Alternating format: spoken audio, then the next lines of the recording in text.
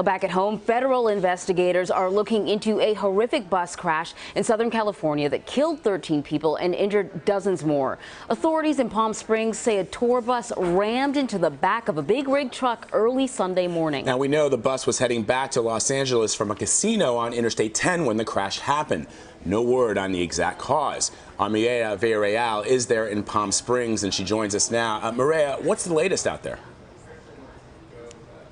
Well, so right now we are standing outside one of the hospitals here in Palm Springs. We know that 4 here are in critical condition, 1 in serious condition.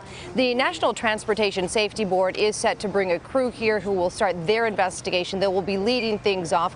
A couple of things that they'll be looking at has to do with the driver, first of all, who was killed in the accident. Was there driver fatigue involved? Did he have any other medical condition that may have played a role in the accident in and of itself? We also know that they will be looking at the 1996 bus to figure out whether or not there may have been a recording device, a black box device on board that may have captured some of the moments before the accident. But because this bus is so old, that might not be a possibility. Any new information about the tour bus company or maybe the driver? So what we know is we've been able to get a little bit of information from a couple of different federal agencies that monitor, oversee transportation buses, as well as big rig trucks that, like the one that was involved in yesterday's accident. As far as the bus goes, we do know that the company that owned this bus only had 1 bus and 1 driver listed on this website. They have, it's called USA Holiday Tours. They are based out of Los Angeles.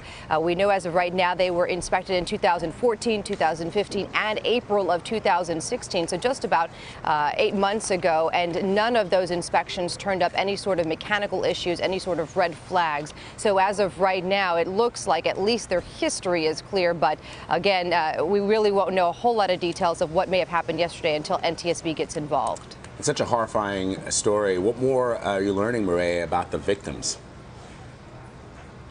You know, the hardest part is the victim aspect of this, Vlad. The fact that a lot of these victims that were killed in the accident were sitting in the front part of the bus. As you can tell from the video, I mean, there were 15 feet of that bus that were just ripped apart when it lodged underneath that big rig. And so trying to find out more about these victims has been difficult because of the severity of their injuries. On top of that, there were some IDs that were found on scene. The problem with those IDs is some of them aren't valid.